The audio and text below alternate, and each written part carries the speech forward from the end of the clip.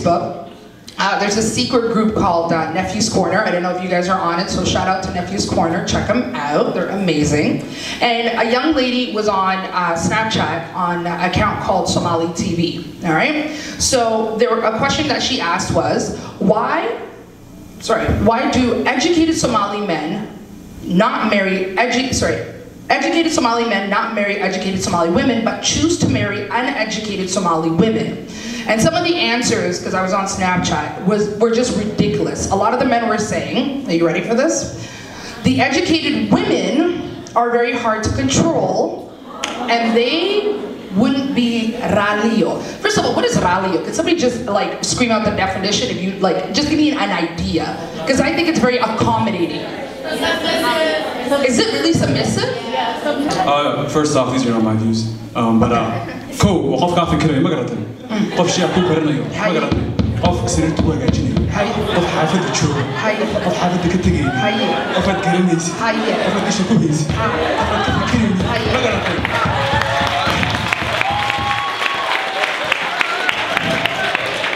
Okay, so basically, harta A.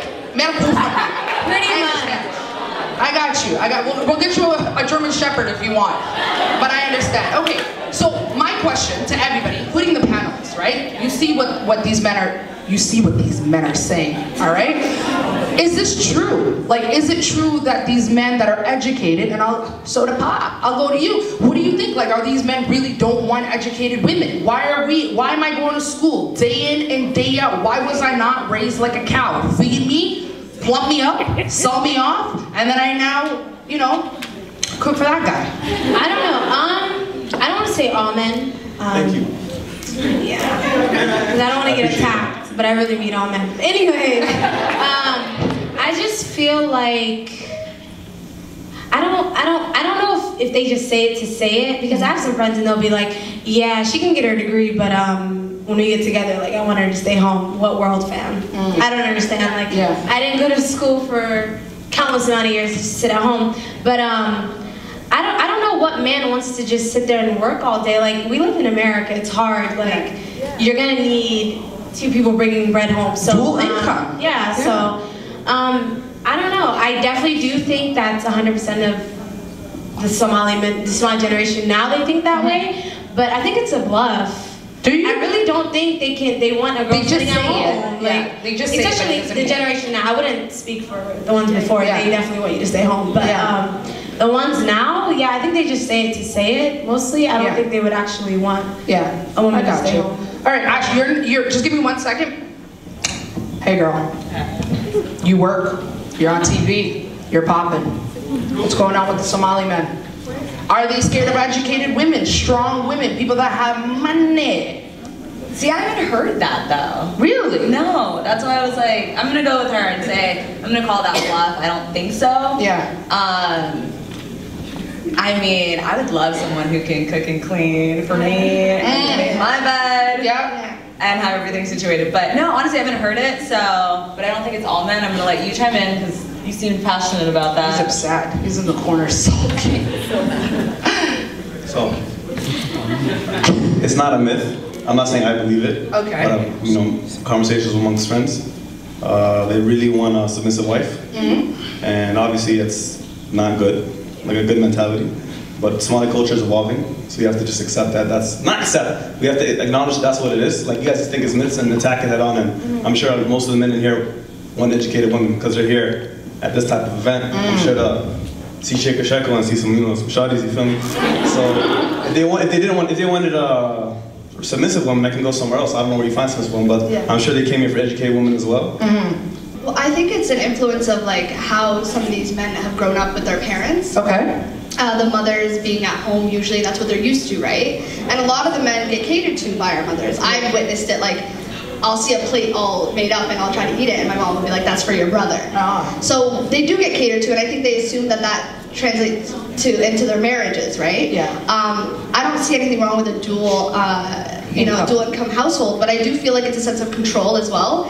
If the girl doesn't have an income, you know, the man has a lot more control in the marriage, and the girl will most likely not want to walk out of the marriage. She has nowhere else to go, right? And it's that sense of control that they're craving. I would assume these guys that are asking for that are control. Like they want that control, basically. Yeah. What? So here's my other thing. Is it about money though? Like I'll ask you, Sal. Like, is it about the money? Like, if I make 100 grand and you make 50, is that too much of a big difference for you? We gotta put it in perspective. I'm not trying to say, okay, psychology of men, they want to feel needed.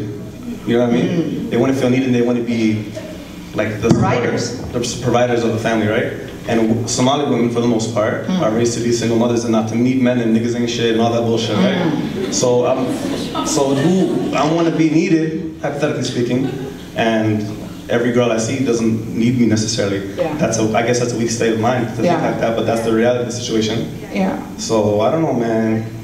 Okay, so let's flip it for a minute. Let's just flip it on its head. I think faults on both sides. If it was the other way around, right? You young ladies, if you would meet a guy, you are all professionals, he works at a call center, he makes 40 grand, you make way more, right? Is that an issue for you? Yes. Why? No, don't do that. I'm asking a question. Fuck that shit, nigga. Okay, gender roles.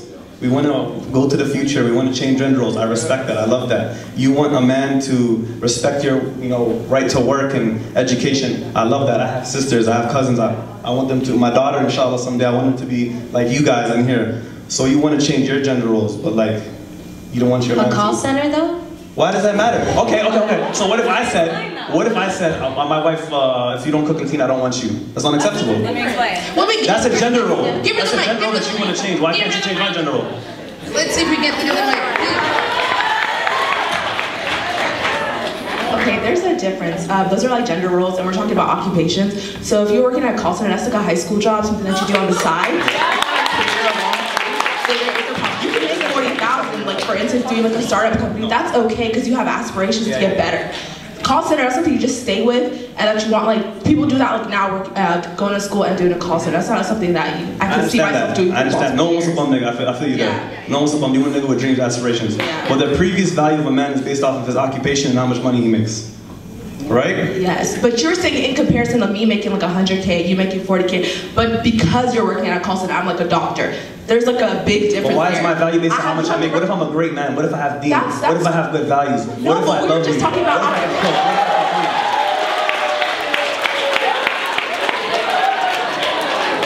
Also, do you have this man that you're talking about? It's me. I'm that nigga.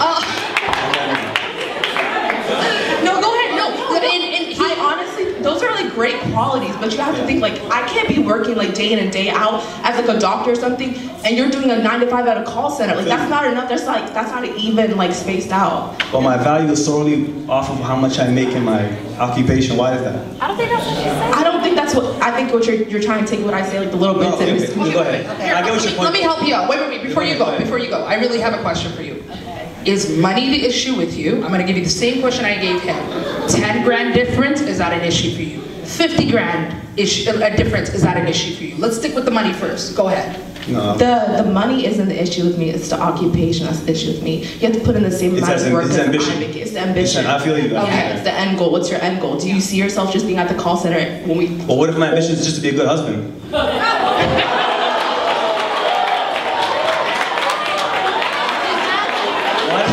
Have to be to make money for you. So I said yes because number one, hold on. What we were talking about, so let's go back to gender roles, all right? So obviously I'm making 70 cents to your dollar, right? So if you're making less than me, then you really haven't set the bar very high for yourself. Granted, certain ambition will get you to a certain place in life, right? And so I will say, if you have someone who is educated, ambitious, they will be making more than you in the United States because you make less than men do. So if he's making less than you, then obviously he's not very ambitious. And you want someone who is going to encourage you. You want someone who you can build off of it with each other. But to me, wait, so then back to what you're saying. Yes, there are people that are making a lot of money who are not good people. We're not talking about that. We're just talking strictly about, say, someone who you have something in common with, if they what do you call it, if they make less than you. Yeah. But I will elaborate on that as well and say that, okay, so you're, like you explained, you're a good husband, this. Great husband. Great husband. Honestly, it's not enough though. Like, you can be a great husband and still make more, but I need you to get to work. Like, I need you to. Okay, can I respond to her? Okay, yeah, things don't work out as we planned, that's a given. And by the way, health, like, she brought up a really good point, like, there's accidents that can happen, subhanAllah, like, you're a doctor, I completely, that's a setback. I mean, a healthy individual with 2 hands, 2 legs, a mental capacity to work, like, this is a healthy human being that works at a call center. Okay, let's just take it as he's healthy, but just shit didn't work out for him. Yeah.